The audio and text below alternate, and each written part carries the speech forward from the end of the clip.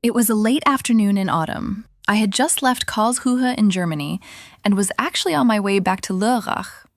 The appointment had ended much faster than expected, and suddenly I had time. Time I would have filled immediately with the next task in the past. But I had decided to live more consciously, less rushing, more pauses, more listening to what God might have planned. So I spontaneously exited the highway and drove into Strasbourg in France. I parked in the Gutenberg underground garage and strolled toward the cathedral. The old town was beautiful. The half-timbered houses, the smell of crepes and fresh bread, the many little alleys. Even the tourists were bearable that afternoon. It wasn't as crowded as usual. I simply enjoyed browsing the shops. In a small souvenir store full of postcards, miniature cathedrals, and Alsatian decorations, a woman suddenly caught my eye.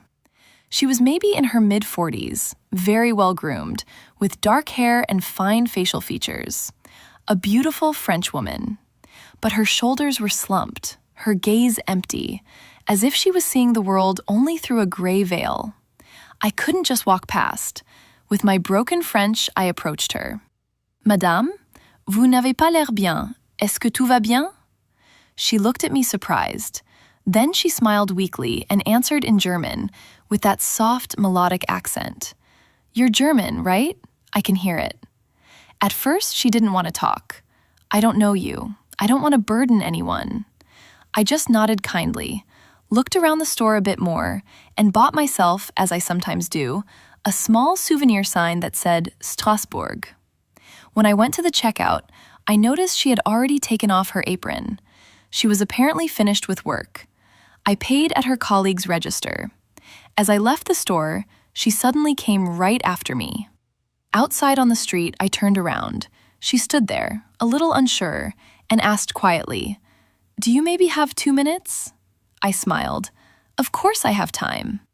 We went to a small, cozy cafe very close to the cathedral, one of those typical Strasbourg cafes with wooden paneling, warm light, and the scent of fresh coffee and croissants. We sat down at a small table by the window. At first, we only ordered coffee, but the conversation flowed so naturally that we later added a glass of red wine. Her name was Claire. She hesitantly told me about her life. She had her daughter at 18, married very young, had been divorced for a long time. Now she was standing there alone. Her 25-year-old daughter still lived with her and was financially dependent. The condominium she had bought years ago weighed heavily on her shoulders. The payments, the interest, the additional costs, everything was rising. The debts grew like an avalanche, slowly burying her. "I don't know how to go on anymore," she said quietly, looking into her wine glass. "Sometimes I don't even want to get up in the morning." I just listened. Then I told her about my own past, about the years when I myself was trapped in a terrible debt trap. Sleepless nights, reminders, the feeling that life would never be good again, and how I nevertheless, or precisely because of that, had started to pray.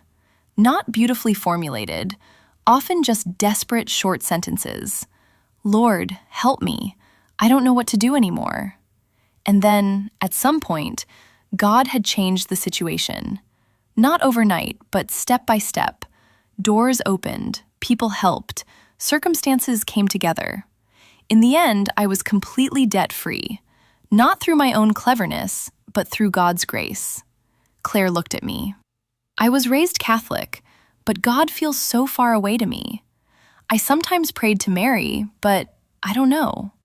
I said softly, "I pray to Jesus, and I have experienced that he really hears, that he is close, especially when we are at the end of our strength." The conversation became deeper. The sun slowly set. The light in the cafe became even warmer. At some point, I asked her, "Would you like me to pray for you, right here and now?" She hesitated only briefly, then nodded. And so I prayed for her at the small cafe table, for her daughter, for the apartment, for her worries, for new courage, and that she may feel she is not alone. It was not a long theatrical prayer, simple, short, and from the heart. When I said, "Amen," she looked at me. And in that moment, something changed in her face. The slumped features were gone. She was radiant, not exaggerated, but clearly visible, as if a small light had been lit inside her. We exchanged phone numbers and wrote each other a few messages on WhatsApp. Then we said goodbye. I drove on home and thought, will I ever hear from her again? 3 months passed. Life went on. Then one evening, a message from Claire arrived. I wanted to write to you for a long time. I have prayed again and again, just like you showed me. At first, I noticed nothing, but a few days ago, my bank advisor called me. He unexpectedly made me a new offer, significantly lower payments and lower interest. I did nothing for it. I didn't negotiate. It just came. I don't know how to explain it, but I attribute it to Jesus. Thank you for praying for me. I sat there and had to smile. No big miracle like in the movies, but a very concrete, tangible step. A light in the darkness. Almost exactly 1 year after our meeting, the next message came. This time, it was even longer. Claire wrote that a lot had changed in her life. The financial burden had not completely disappeared, but she no longer felt crushed. She had found new strength, new hope. And then came the most beautiful sentence. I recently met someone, a colleague who is also in a difficult phase. I told her about our encounter, and I prayed with her, exactly the way you prayed with me. She has started praying to Jesus herself. It feels like something is being passed on, that I myself received as a gift. Oh yes, she wrote, one more thing. My daughter also saw my change. In the meantime, she wants more. She has started praying and looks more peaceful since then. Now she has hope for a really good job that matches her talent. She closed with the words, I am still not a great saint, but I feel that God is closer than before. And it started with that one afternoon in Strasbourg. I'm not telling you this story because I am someone special.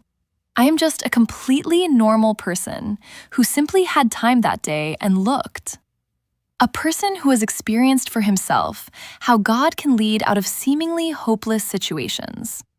Sometimes it's not the big sermons or the elaborate actions that move something. Sometimes it's just a kind word, listening, a short prayer at a cafe table. Claire never said that all problems disappeared at once, but she received something more valuable than an immediate solution: hope. And this hope she passed on. If you are currently in a difficult phase, with finances, relationships, loneliness, or simply the feeling that everything is too much, then I want to tell you, you are not alone. Jesus sees you. And sometimes he sends someone completely unexpectedly across your path. Or he uses you to meet someone else. Perhaps this is your invitation today. Look, take time, and have the courage to pray, even if it still feels foreign to you. Thank you from the bottom of my heart for watching this story with me until the end. In a world that often feels cold and noisy, stories like this, profound, heartfelt, and full of faith, are so important. If you'd like more of these, please subscribe and turn on the notification bell so you never miss a new one. Let me know in the comments how this story touched you. I really read every single comment. May God bless you with a wonderful day. See you soon.